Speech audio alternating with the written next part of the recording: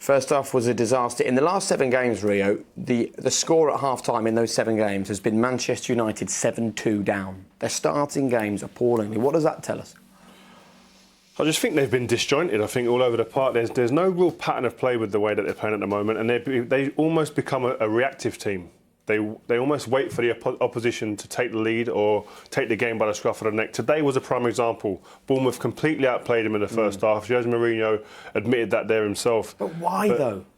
Why is this happening? I don't know. Sometimes it's a mentality. You've got to start a game. Sometimes you have to start a game ugly. Put the ball in the opposition's half of the pitch, play the ball in the channels, ugly balls, and get your team up the pitch. It sounds ugly, but then you play once you're up there. That's old school, but sometimes that's what you need. Away from home at these little tight grounds, it's not always going to be pretty. And they're in good form as well, Bournemouth, aren't they? Exactly. You have to respect that. You can't always have your own way. Manchester United, is that what they should be doing? But this is Manchester United where they're at now. You're not talking about Manchester United 10 years ago.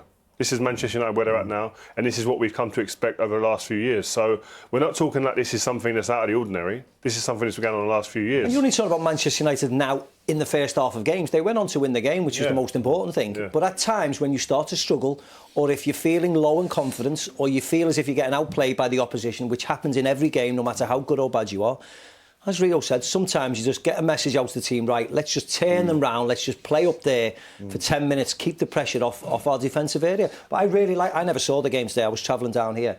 But I really liked his interview there, Mourinho. He came out, no nonsense, not blaming anybody, just came out and said it out of this. Defensively, all over the pitch, we were shocking. And I really liked his honesty. It's a change in what he's done. And he addressed it at half-time. And they won the game, which is the most important thing. They keep conceding, don't they? Is it 4 of the last 5 games have gone behind? Yeah. He seems to be searching for the right formula.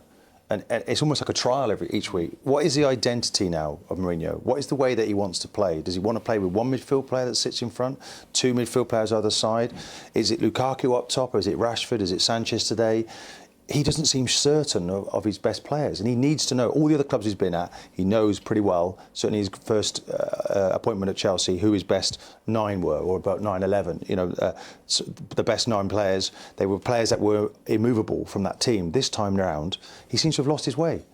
Does he need a new coach alongside him? Does he need somebody to work with him on the training pitch? Because we're seeing some Jurgen Klopp and Sarri, all these great managers making the difference with their teams, but Mourinho doesn't seem to be able to do that anymore. But it seems to be they're reacting, showing character, personality, and coming back into games, but they're not dictating games anymore. But I think the other teams we talk about, if you talk about the top 4, if you say Chelsea, Liverpool, Man City, Spurs, there's a top 4, Manchester United within that, the top 6, Arsenal.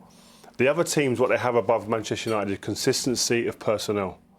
They know their best 11, 12, 13 players within that team. I still don't think Jose Mourinho knows who his best 12 or 11 players are. But it's the system, though. Surely it's a system, isn't it? You know, what way are they playing? You know, Fellaini often comes in, doesn't he? And they play long. And then now it's Sanchez as the smaller guy up front. And it clearly wasn't working. And you look at it, the Juventus performance in the Champions League, it didn't look like they'd done any real preparation for that game, playing against a very good team. They didn't seem to know where to be on the pitch.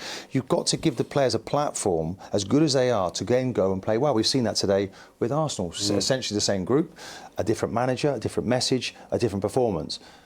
When is Mourinho going to find the ingredients and the messages for his players, for them to start dictating and winning games? I agree totally. I've been saying it for the last few months. Maybe that's the thing, Martin. Maybe he hasn't got the players that he wants. That's the thing. That's why he chops and changes defensively so often. So many windows. How many windows? I know, Ray, but he seems to want.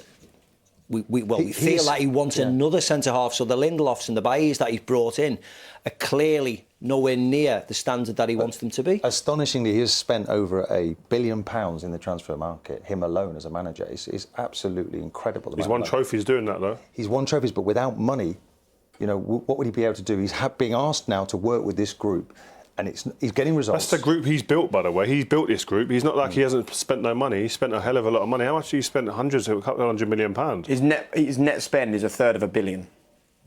He's not had no money, Martin. He's had a bit of money to spend. Of course he has.